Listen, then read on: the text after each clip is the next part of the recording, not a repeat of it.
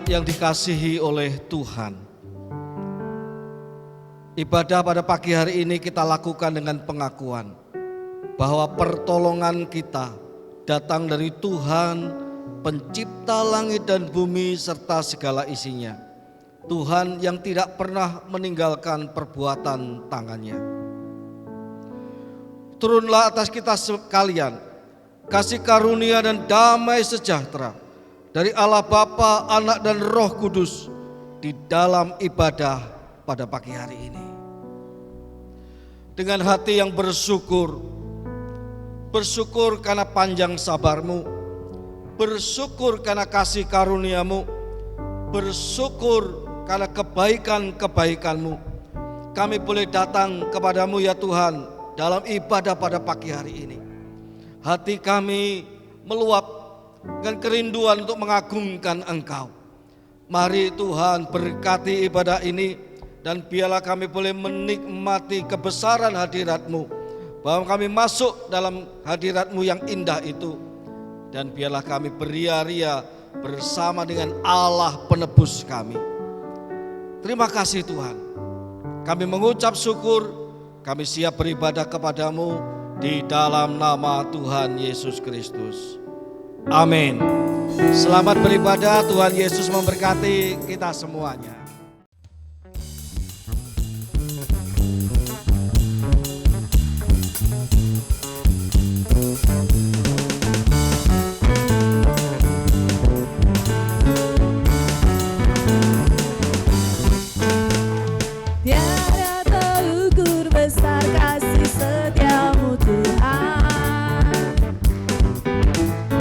Panjang dan lebarnya melebihi lautan.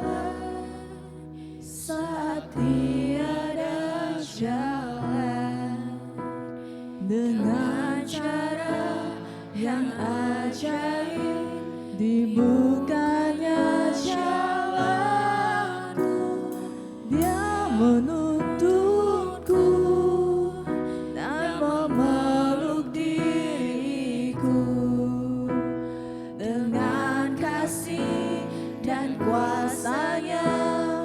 Dia buka jalan, Dia buka jalan. Katakan Dia buka jalan. Jemaat yang untuk bangkit berdiri. Dia buka jalan saat tiada jalan, dengan cara yang ajaib, dibukanya jalanku. Dia menuntunku dan memeluk diriku dengan kasih dan kuasa-Nya. Dia buka jalan, Dia buka jalan. Di belantara Dia tetap menuntunku. Sungai di gurun aku temui,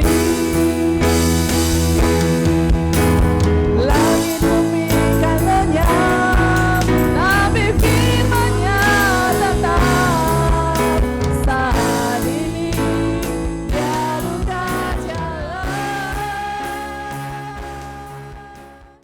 Mari kita berdoa. Bapa di surga, kami bersyukur buat persekutuan yang indah. Pada pagi hari ini kami boleh berkumpul bersama untuk menikmati sukacita kebersamaan kami dengan Tuhan. Di dalam ibadah ini kami sudah siap untuk mendengarkan firman-Mu. Urapilah hamba-Mu, biarlah isi hati Allah boleh dinyatakan bagi kami semua oleh kebenaran firman Tuhan yang akan kami baca dan renungkan. Dan Allah Roh Kudus berotoritas penuh dalam pemberitaan firman. Dan biarlah segala hormat dan kemuliaan hanya bagi Tuhan, Allah Tritunggal. Berkatilah umat Tuhan, berkatilah kami semua untuk menikmati persekutuan di dalam kuasa firman. Terima kasih Tuhan, terpujilah nama Tuhan. Di dalam berkat nama Yesus kami berdoa. Haleluya, amin. Shalom. Ada sukacita? Ya. Pagi hari ini kita boleh diberi kesempatan oleh Tuhan kembali untuk merenungkan firman Tuhan. Kalau kita mengingat tema tahun ini, ya, tema Gereja Isa Al-Masih, si ada yang ingat? Bersama lebih kuat, ya. Bersama lebih kuat.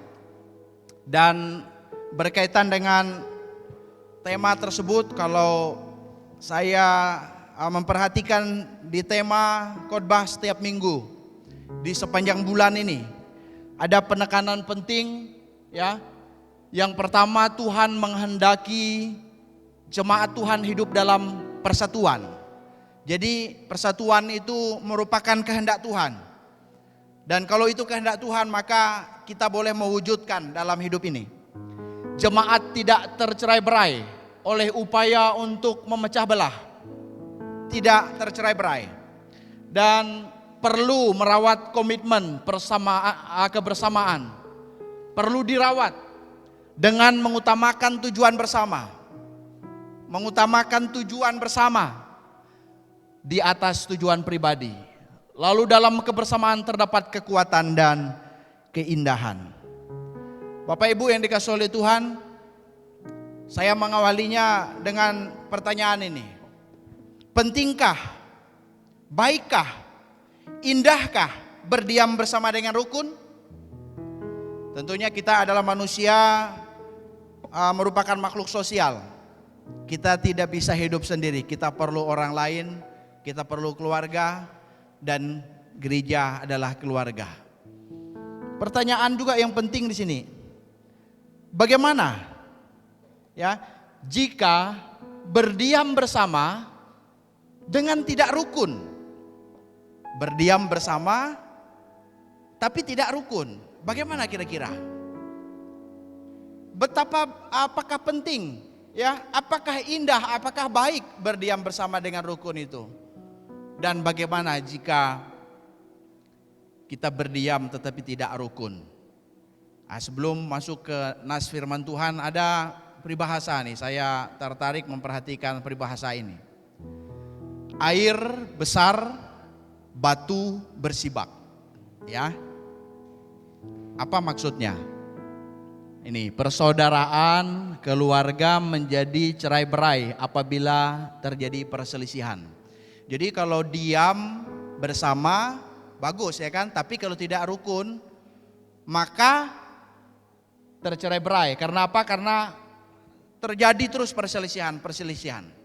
Ada satu lagi peribahasa ini. Kalah jadi abu, menang jadi arang. Kalah jadi abu, menang pun jadi arang juga.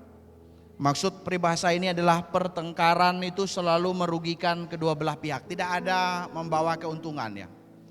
Itulah sebabnya pertanyaan tadi, bagaimana kalau kita diam bersama tapi tidak rukun? Yang ada pertengkaran ya, yang ada perselisihan, maka tercerai-berai, maka merugikan. Kita tidak mau rugi, betul ya. Itulah sebabnya tema sepanjang bulan ini dan tema tahun ini itu sangat penting untuk kita renungkan. Maka pagi hari ini tema firman Tuhan yang kita renungkan adalah indahnya kebersamaan yang rukun. Mari kita baca bersama-sama. 1, 2, 3. Indahnya kebersamaan yang rukun. Tema yang diberikan oleh Pak Gembala untuk kita boleh memaknainya, merenungkannya. Indahnya kebersamaan yang rukun. Mazmur 133 ayat 1 sampai yang ketiga. Saya masukkan di PowerPoint dalam terjemahan baru yang kedua. Mari kita perhatikan nyanyian siarah Daud. Sungguh alangkah baiknya dan indahnya apabila saudara-saudara berdiam bersama dengan rukun. Ayat yang kedua sana ditegaskan, seperti minyak yang berharga. Minyak yang berharga di atas kepala meleleh ke janggut Harun, turun ke leher jubahnya. Ayat 3, seperti embun gunung Hermon yang turun ke atas gunung-gunung Sion, sebab kesanalah Tuhan memerintahkan berkat kehidupan untuk selama-lamanya. Amin. Bapak Ibu, kalau kita memperhatikan maka ada penekanan khusus dalam Mazmur 133 ya.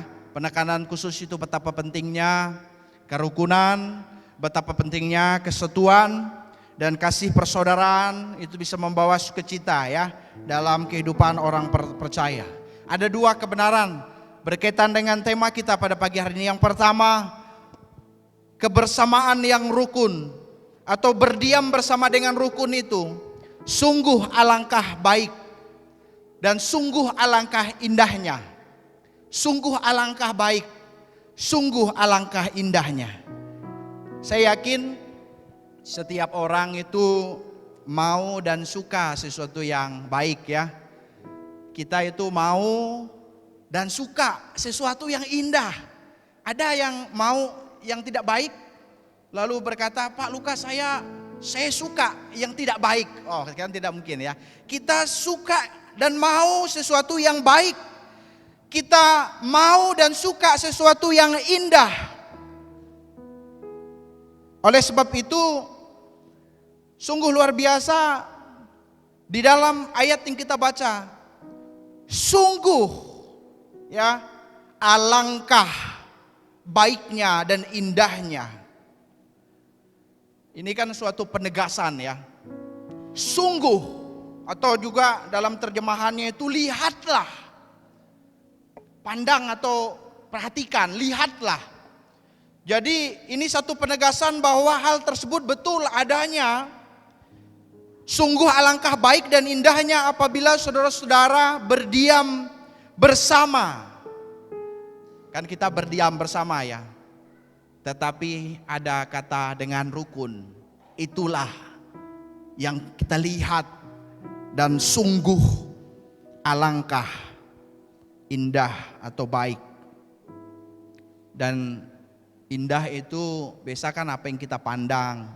Oh, sangat indah apa yang kita lihat. Kita menilainya indah. Tetapi juga diterjemahkan dalam bahasa aslinya itu menyenangkan ya. Nah, indah itu menyenangkan. Jadi kesatuan itu ya, kesatuan itu karena kerukunan itu juga bermakna kesatuan. Kesatuan itu sungguh menyenangkan. Artinya bukan hanya kita melihatnya kalau itu memang indah, tetapi betul-betul kita bisa menikmatinya sehingga itu menyenangkan bagi kita. Karena kita ada di dalamnya, bukan hanya sekedar kita melihat, oh rukun betul orang di sana itu. Baik betul, ya. Kelihatannya indah dipandang. Tetapi jauh daripada itu, ketika seseorang bisa menikmati persekutuan yang rukun yang indah sehingga dia bisa menikmatinya dan dia berkata menyenangkan sekali. Menyenangkan. Betul-betul menyenangkan kalau orang berdiam bersama dengan rukun di dalam kesatuan. Ya, apabila saudara-saudara, memang ini kan nyanyian syarah ya. Nyanyian syarah Daud ya. Maka kalau kita melihat secara harfiah arti kata itu adalah sebuah perjalanan ke atas. Syarah itu ya, atau nyanyian pendakian, artinya ini konteks umat Tuhan ya, yang pada waktu itu ketika mereka ziarah itu kan tentunya ke Yerusalem, dan ini berbicara tentang saudara-saudara di dalam Tuhan, orang-orang yang percaya kepada Allah, tetapi kalau mau dihubungkan secara jasmani keturunan Abraham, Ishak dan Yakub adalah umat Israel. Artinya sungguh ya alangkah indah dan baiknya apabila saudara-saudara di dalam Tuhan. Kita kan saudara-saudara di dalam Tuhan ya, saudara seiman karena percaya kepada Yesus Kristus. Jadi kita sebagai sebuah keluarga di dalam Tuhan. Coba lihat dulu keluarganya di dalam Tuhan di kiri kanannya. Wah, saya sangat senang dengan bapak, ibu, keluarga saya, saudara saya. Coba lihat di kiri kanannya ya. Tetapi juga bisa berbicara tentang kita maknai keluarga jasmani bisa ya. Walaupun konteksnya al-rohani. Jadi kalau keluarga jasmani ya, orang tua, misalnya anak dan seterusnya, menantu, cucu, ipar, ya, dan terus saja, ya, keturunan-keturunan kita. Kalau bicara tentang secara jasmani, kalau hidup bersama dengan rukun itu sungguh baik dan sungguh indah dan menyenangkan. Demikian juga kalau keluarga di dalam Tuhan itu, umat Allah, ya, hidup di dalam kerukunan itu sungguh baik dan indah dan menyenangkan. Diam atau berdiam bersama. Itu sebabnya dalam bagian ini saya menekankan ada bersama-sama dalam kerukunan, yaitu dalam membangun relasi umat Allah dalam suatu komunitas gereja Tuhan, komunitas orang percaya. Marilah kita bersama-sama dalam kerukunan. Kita membangun relasi umat Allah, membangun komunitas gereja Tuhan dan juga komunitas orang percaya. Saya kutip lagi satu peribahasa yang penting berkaitan dengan kesatuan ya. Kesatuan. Ya, di sana dikatakan ukur berbaur bertopang bercerai. Apa artinya bersatu dalam segala hal akan mempermudah tercapainya tujuan. Coba kalau keluarga tidak bersatu, apa yang mau dicapai?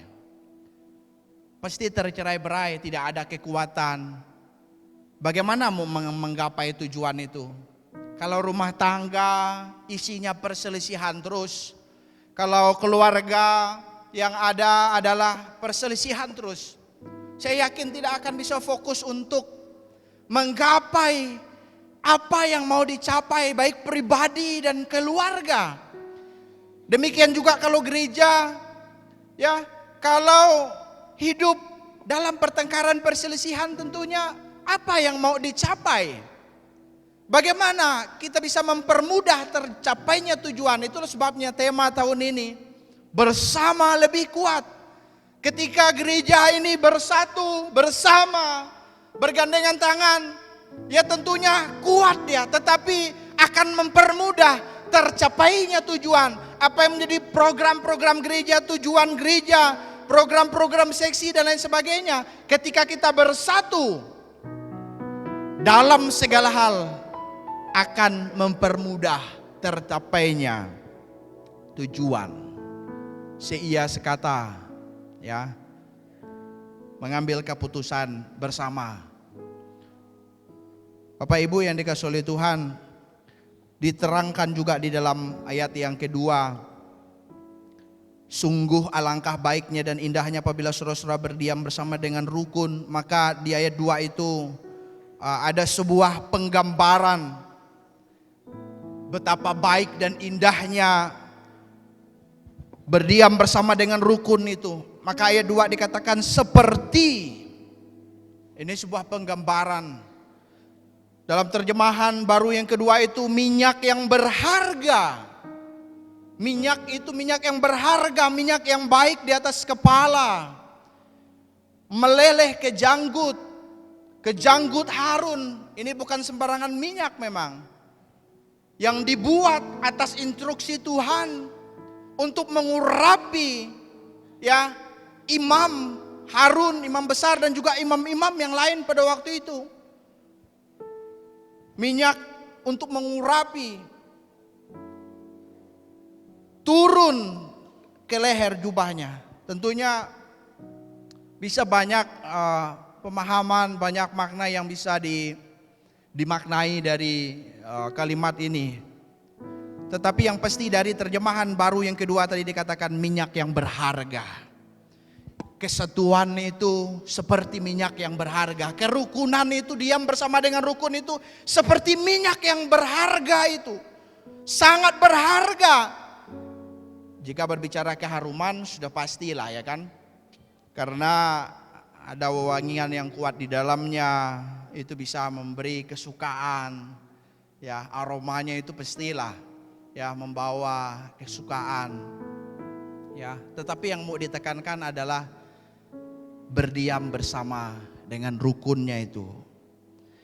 Tetapi betapa berharganya kesatuan itu, betapa baiknya, betapa bernilainya, dan itu dinyatakan kepada orang-orang yang ada di sekitar kita. Kesatuan itu berharga, kesatuan itu baik, kesatuan itu bernilai, menyukakan hati.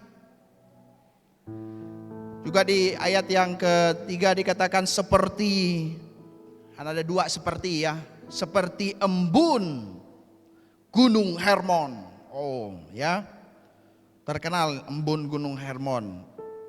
Tapi embun itu tidak hanya di Gunung Hermon itu, tetapi dia digambarkan sana yang turun ke atas gunung-gunung Sion, sebab kesanalah Tuhan memerintahkan berkat kehidupan untuk selama-lamanya. Tentunya kita bisa memperhatikan ungkapan ya yang digambarkan. Salah satu bisa menunjukkan juga kesejukan, kesegaran seperti embun yang turun.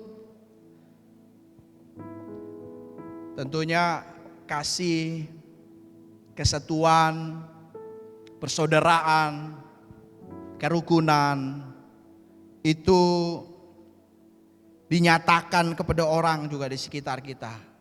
itu membawa sesuatu yang menyegarkan, menyejukkan. Sungguh alangkah baiknya. Nah, itu malah penekanannya. Betapa indahnya ketika orang berdiam bersama dengan rukun. Bapak Ibu yang dikasihi oleh Tuhan, mari kita renungkan bagian ini. Bahwa sungguh lihatlah kebersamaan yang rukun, berdiam bersama dengan rukun. Itu sungguh alangkah baik dan indahnya. Dan yang kedua ditekankan juga dalam ayat yang kita baca, Tuhan memerintahkan berkat kehidupan untuk selama-lamanya dalam kebersamaan umatnya. Sebab kesanalah Tuhan memerintahkan atau menyuruh dalam terjemahan. Apa yang diperintahkan itu berkat. Berkat kehidupan untuk selama-lamanya. Saya yakin kita suka ya dengan kata berkat, barakah itu ya. Dan berkat itu yang bersumber dari Tuhan. Dan apa yang Tuhan akan nyatakan melalui janjinya dan di dalamnya terdapat berkat. Tentunya dalam perspektif Allah kita memandang berkat itu dalam anugerah Tuhan. Dan kita yakin bahwa jika Tuhan memerintahkannya, jika Tuhan yang memerintahkannya, jika Tuhan yang menyuruhnya, maka yang dikehendakinya pasti akan terrealisasi. Maka yang diperintahkan tersebut tunduk dalam otoritas Tuhan. Kalau kita boleh gambarkan berkat tersebut, itu seperti dalam tanda kutip hamba. Kalau boleh kita gambarkan, maka hamba itu akan taat pada tuannya ketika Tuhan itu memerintahkan, kan begitu. Ada berkat, ada kehidupan untuk selama-lamanya yang tidak bisa dilepaskan satu sama lain. Berkat di dalam Allah, kalau di dalam kehidupan orang-orang percaya berkat di dalam Yesus Kristus. Maka saya kutip juga beberapa ayat firman Tuhan untuk menekankan kesatuan umat Tuhan, hidup bersama sebagai saudara di dalam Tuhan. Hendaklah kamu saling mengasihi sebagai saudara. Roma 12 ayat 10. Karena kita adalah saudara, saudara di dalam Tuhan, saudara di dalam Kristus. Bagaimana? Ibrani 13 ayat 1. Peliharalah kasih persaudaraan itu. Pelihara, ya, supaya dia bisa tetap dan permanen memeliharanya, sehingga kasih persaudaraan itu boleh nyata. Orang yang diam bersama itu sebagai umat Tuhan itu bisa diam bersama dengan rukun. Sabarlah kamu seorang terhadap yang lain, dan ampunilah seorang akan yang lain apabila yang seorang mempunyai keluhan terhadap yang lain. Sama seperti Tuhan telah mengampuni kamu, perbuatlah juga demikian. Kolose pasal 3 ayat 13. Jadi diam bersama itu tidak mudah, betul ya. Bisa saja seseorang itu mempunyai keluhan terhadap yang lain. Tetapi sabarlah, ampunilah kalau ada orang yang berbuat salah, kalau ada orang lain yang bisa melukai hati, menyakiti hati, ya, ampunilah.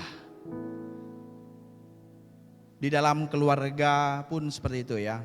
Di dalam rumah tangga, pasangan itu bisa memiliki kekurangan, kelemahan. Suami bisa saja salah, istri bisa saja salah. Tetapi biarlah dalam membangun relasi di dalam rumah tangga itu ada pengampunan, ada pengampunan. Demikian juga umat Tuhan dalam berelasi di dalam keluarga, komunitas orang percaya, jemaat gereja Isa Al-Masih. Biarlah kita juga menyatakan kasih dan pengampunan. Kalau ada orang yang melukai, orang yang menyakiti, ampunilah. Jangan pandendam, amarah, itu hanya menyengsarakan dan membuat seseorang itu dikuasai oleh sakit hati dan kepahitan. Itu saya katakan hanya menyengsarakan kehidupan orang tersebut. Tetapi ketika ada pengampunan, maka ada sukacita di dalamnya.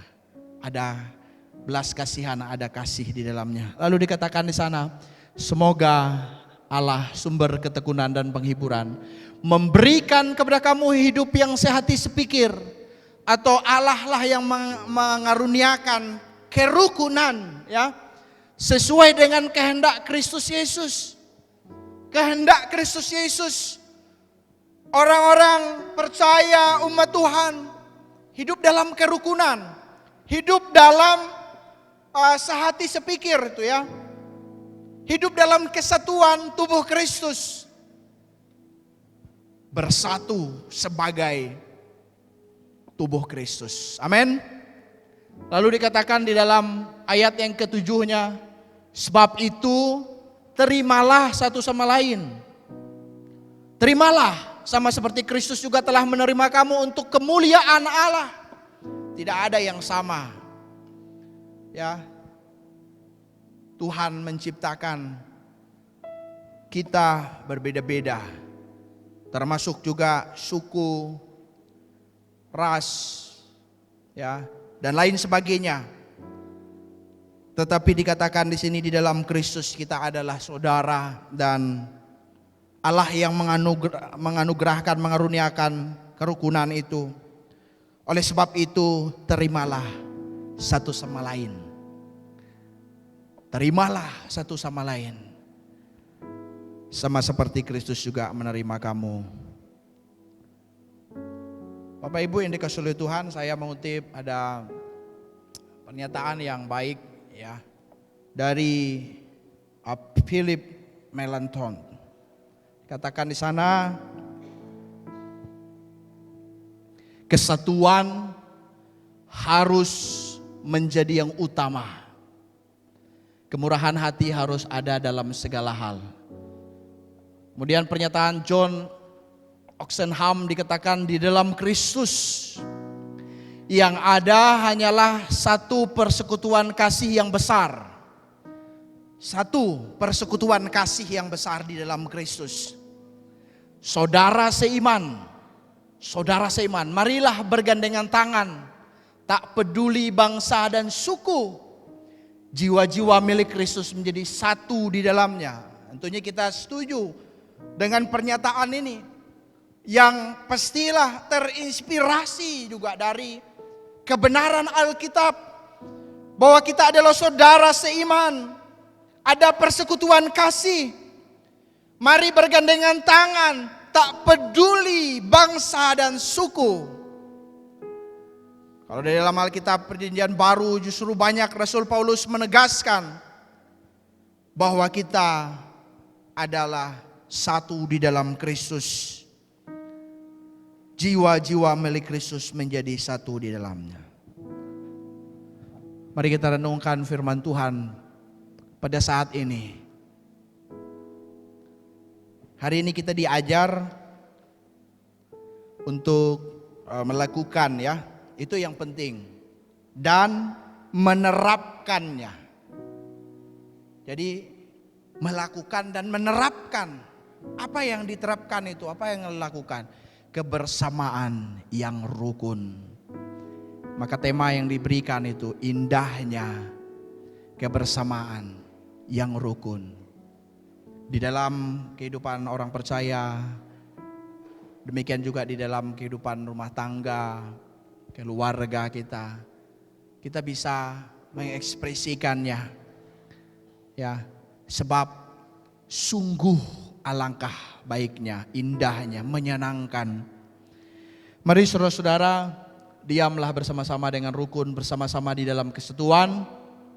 Kita yakin bahwa kesenalah Tuhan memerintahkan nyuruh berkat kehidupan untuk selama-lamanya. Tuhan Yesus memberkati kita semua.